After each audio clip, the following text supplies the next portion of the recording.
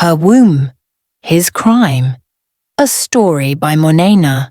In a city where the sky burns golden at sunset, where the hustle never sleeps and dreams are born between traffic lights and street markets, there lived a lady named Amaka. She was a midwife, young, devoted, and beloved by everyone in the hospital where she worked.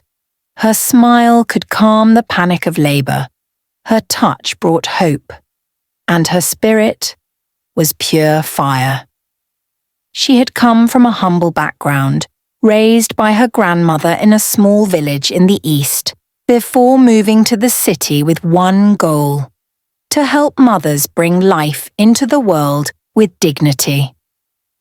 Taking from her grandmother's passion, who also helped women in the village bring their babies to life even if the husband has nothing. So Amaka's passion was from her grandmother. That city was alive, Lagos, or as they called it, Echo, full of beauty and chaos. Skyscrapers beside slums, laughter mixed with sorrow. And somehow, in the middle of it all, people calls it the City of Opportunity. There comes a sunny morning. Amaka was attending to pregnant women even though her night shift was over, but all the pregnant women loves her. Here comes this charming young man walking into the hospital with so much confidence, tall and charming. His name was Dr. Mark. Every lady stared at him, amazed of such handsome young man. Dr. Mark was in his 30s, came from Abuja, a surgeon, highly educated, handsome in a way that made even the married nurses blush. His reputation preceded him. They said he had saved children in war zones, that he had turned down a job abroad to come serve his people. Everyone loves him the way he carries himself and also devoted to serve. To Amaka, he was everything she thought she wanted: calm, intelligent, charming. He also felt same way for Amaka. He treated her with respect. He listened. He helped carry her files, sometimes drop her off after work. He called her Ifemi, my wife, before they even dated. It was flirtatious, but it worked. Their love grew fast, but it was forbidden. You see, Amaka was Igbo, Mark was Yoruba, and even in a modern city, tribal divisions whispered like shadows in corners. Her uncle Mr. Okafor warned her, marrying outside our people or culture will bring problems. But Amaka didn't care. She believed in love, not in boundaries, culture, or traditional beliefs. Mark's family wasn't left out. Whenever they are together and his parents call him on the phone, his mother always says, "Hope you are no longer seeing that Igbo girl." Even in this chaos, months passed. They both moved in together, regardless of their family's opinions. And one evening, under the moonlight at a restaurant with some of their work colleagues there, Mark knelt down and kissed her hands and brought out an engagement ring. "Will you marry me?"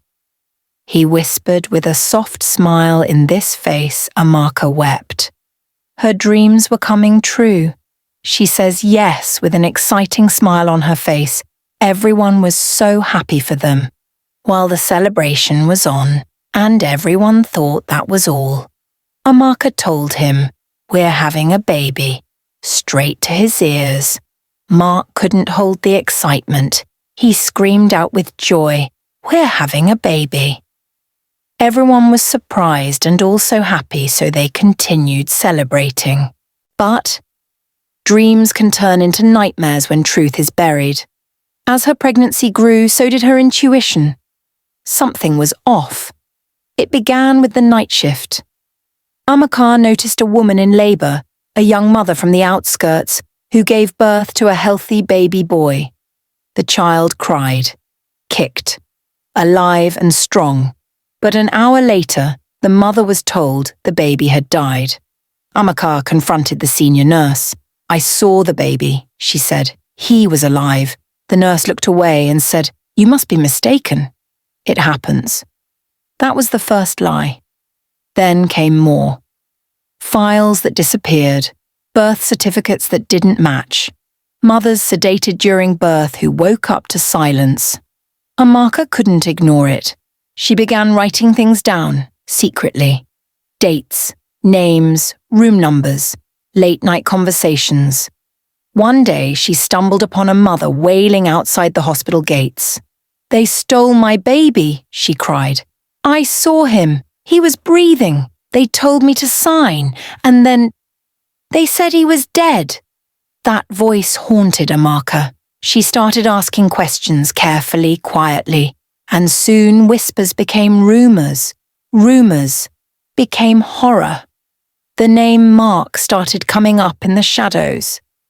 At first, she denied it to herself. It couldn't be.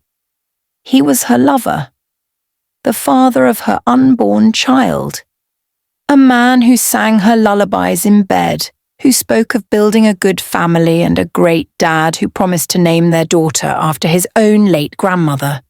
But curiosity led her deeper. One night, Mark received a call and left in a rush.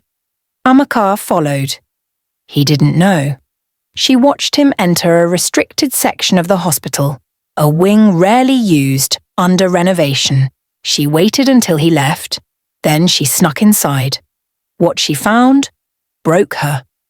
There were files, locked in drawers, photos of newborns, fake names, transaction records, Western bank accounts, and at the back of the room, a freezer. Inside, blood samples, infant clothing, and packaging materials. She sank to the floor. Her hands shook, her heart pounded. The man she loved, the man whose child she carried, was selling babies. She could not hold it. The next morning she confronted him. Tears in her eyes, voice trembling. "What is this? What are you doing?" Mark didn't deny it. Instead, he tried to justify it. "These mothers are poor. They can't care for the children. I'm giving them better lives. Abroad, with families who want them. You don't understand the business behind this. It's not just me. It's bigger than me." "But you told them their babies died," she cried. "You took away their choice, their dignity, their children." And that's when he changed. The charm disappeared. The coldness crept in. "Do not say anything," he warned, "and you put both our lives in danger. Do you think these things happen without powerful people behind them? Board members, directors, even politicians. This isn't just me." But Amaka had made her decision. She had to expose him, not just for herself, but for all the mothers who left that hospital with empty arms and broken hearts. She contacted her friend, Nurse Lucy, one of the few people she trusted. Together they started collecting real evidence. Voice recordings, document scans, even video footage from an old CCTV backup. It was risky. They wore plain clothes, used burner phones, hid files in laundry baskets. But the pressure mounted. Mark became suspicious. He began tracking her movements. One night, he even followed her home. Stood in the doorway and said, "Don't do this. I love you. You're carrying our child." She looked at him and whispered, "I wish that was enough." Amaka went to a journalist, a bold woman named Funmi, known for exposing scandals in high places. Funmi didn't blink. She saw the truth and moved fast. In 48 hours, the story hit the news. Baby trafficking ring in Lagos hospital. Doctor accused. The city erupted. Women who had been silent for years came forward. Protesters gathered outside the hospital. Social media exploded. The hospital was forced to shut down for investigation. Mark was arrested at 3 a.m., along with 6 others, doctors, nurses, even an admin manager. Their network stretched across 3 states. In court, he showed no remorse, only arrogance. He believed he'd get away. But Amaka testified, Lucy too, and others followed. Mothers, grieving fathers. Mark was sentenced to life in prison, no parole. And then, in a small, quiet clinic, Amaka gave birth to a girl. Perfect, beautiful, free. She named her Nkiruka. The best is yet to come.